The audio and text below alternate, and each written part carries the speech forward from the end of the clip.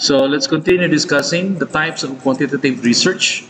So in this notes, or in this video, I put examples in every type of quantitative research. So first, quantitative research can generally be categorized into two. Okay, na siya duha ka categorization: experimental and non-experimental types. These two types are used by researchers depending on the topic and the nature of the problem that is being investigated. So first type, what is descriptive research? Descriptive quantitative research is an example of a non-experimental research design. The focus of this research design is to describe factors, variables, or phenomena that occur in nature. So, I have indicated an example. You want to identify the factors that contribute to the spoilage of a food. That's very simple. Factors that contributed to the spoilage of a food. So, we know that there might be 1,000 reasons why food spoils, right? But the best way to narrow it down, compress it down, is to survey people. Survey form, based on a questionnaire. So survey people that know about food spoilage. So go to the expert, or not expert, you go to asaman, mga tigbaligya, no? O mga food. From there, one can analyze the data by using descriptive statistics or calculating the mean, it's less, median, okay, and the mode. In your survey, you see that the mode or the frequency for temperature as the factor is the highest. So based from your gathering of data, so temperature daw ang pinaka kuan, no? Based sa questionnaire ha, what are those type of let's say different type of, let's say, spoilage saman kanang isagol, luto-lutoon ba or paugmaan ba, no? Pero kung pag humagluto, mas spoil dayon like spaghetti, so maybe temperature na siya. Like pagluto spaghetti tabon bitso, so the temperature. So for example, if you gather data, then the highest answer is on the temperature, so that is the highest factor. So it means that almost all of your research participants, which is their variables, says that temperature is a factor in spoilage. Okay? Okay, comparative research. This is another example of a non-experimental research design. The primary objectives of comparative research are also called casual comparative research. It is a compare of two variables in order to identify whether there exists a quantitative relationship, okay, between them. The kind of research actually involves two or more groups and one independent variable. For example, you want to know if undergoing the school's summer program is the cause of an increased students' class participation. So muna ha, the title is undergoing the school summer program. Okay? Sample ha, mga title nimo sa imong research, undergoing the school summer program. So, ang main objective nimo is the cause of an increased students' class participation. So, you identify the two groups of students who enrolled in the summer program and those who did not. So, nakaiduha ka variables. Ang student ni participate of summer, ang student na wala na participate of summer. Then you collect all of this data, okay, on their individual class participation. So after analyzing the data gathered, you conclude that the summer program helped the students in participating more in class. So katong wala ni join o ni join imo tong kwaon nga ni join siya. Maybe it's socializing, no, katong di join, maybe friendship, sa pana siya, no? So kining wala ni join, para mawawan siguro ni siya. So wala ma-enhance ang iyang uh, social relationship to other people. So pabiling di siya, no? Pero katong tao nga ni-enroll kay dili ka siya social nga tao, pagka-social pagka-tao, no? Dili ka siya mumingle. Okay? So ni-enroll ito, so ni-increase siya ang class participation through classroom. Maybe nga naman, di naman siya muumsulti. So mo to pag-gather ni mong data, this is comparative, no? I-compare ni mo. Okay? Correlational research. Just another example of an experimental research design. Its primarily objective is to compare two variables that identify the relationship between the two. So, duha ka variable, i-compare niyo unsa iyahang relationship. For example, you want to know if there is a relationship between the length of a sleep and student productivity. Okay? You can collect data for the length of sleep by asking students about their bedtime and waking up time. Okay?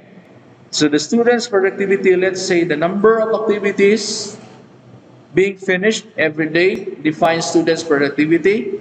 After gathering your data and subjecting it to statistically analysis, you found out that the closer the length of sleep to 8 hours, the higher the number of activities being done by a student.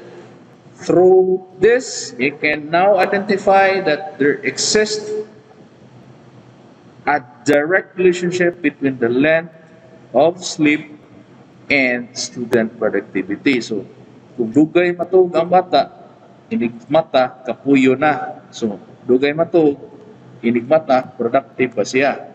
Okay? So, imuhang kuha ang gathering of data, katong dugay matulog, o unsa man sayo matulog. So enhance na nimo ang productivity. Okay? Production nimo. So duha ka variables sa matulog, dugay matulog. Pero ang iyang increasing of productivity mo na iyang end result. Okay? End result na productive pa ang bata, dugay matulog ug dali ra matulog. Pilay then under sa imuhang correlational research, imong anong data is kining bata matulog ba, daghan kay ka i-consider ha, you have a lot to consider in sleeping time. So what is the starting time nga matulog siya? Maybe 8 to pila ka oras kano sa siya mata. Maybe bumata siya alas 5 or alas 6.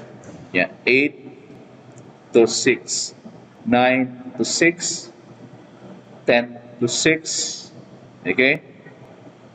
11 to 6, or 8 to 9, muna siyang one gathering of data nimo, productive ba siya?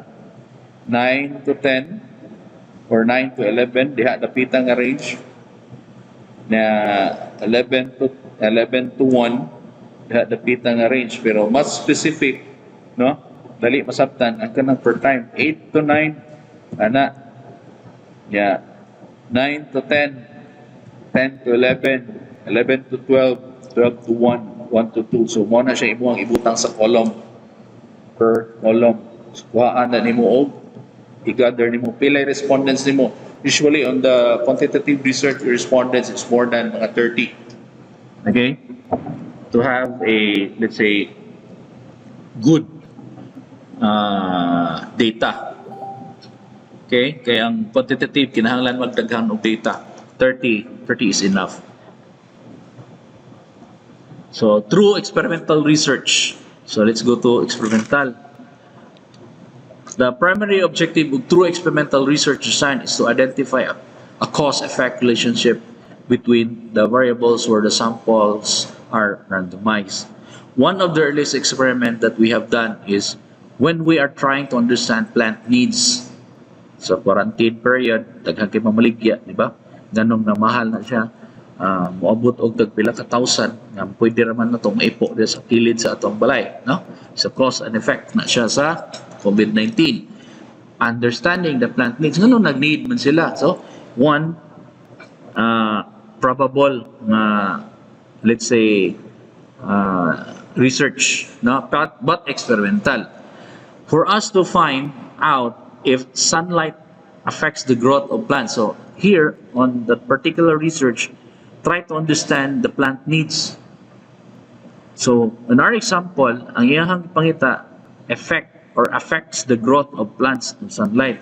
We're asked by our teacher to create 3 different setups. Set A is to grow a seed that will receive ample amount of sunlight. So group per group, na? Set B is a seed that will be placed where sunlight is limited. So, butani mo limited. Set C is a seed that will place completely in the dark. So all of them will be planted in the same type of soil and will be given equal amounts of water. So after several days, we discovered that set A grows perfectly, set B grew, but it learned towards the source of light, while set C did not grow at all. So in this experimental research design, a causal relationship can be determined between the dependent variable, which is the grow of a plant. So mo independent variable, ha?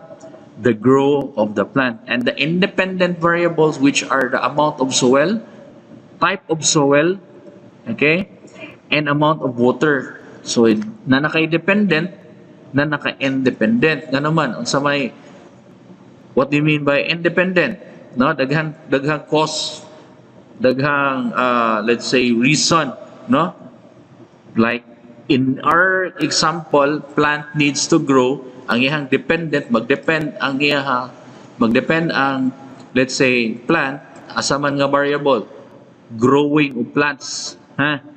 Kay imuhang aim is to grow a plant man. So ang iyang independent, type of soil, type of amount of soil, amount of water, ana ba sa sun, wala ba sa sun, less bang sun, no? So in more complex experimental research, a large sample size is required so that results can be generalized to an entire population. This is done by the process of sampling, where participants for a study are randomized selected from a population. So this is experimental. Okay? So review independent variables is the variable that is manipulated. Dependent variable is the variable that is independent, or dependent, is dependent on the independent variable that is, and this is the value being measured. So ang independent ang atong i-measure. Ang dependent variable, it's dili motoy imuhang result. Okay?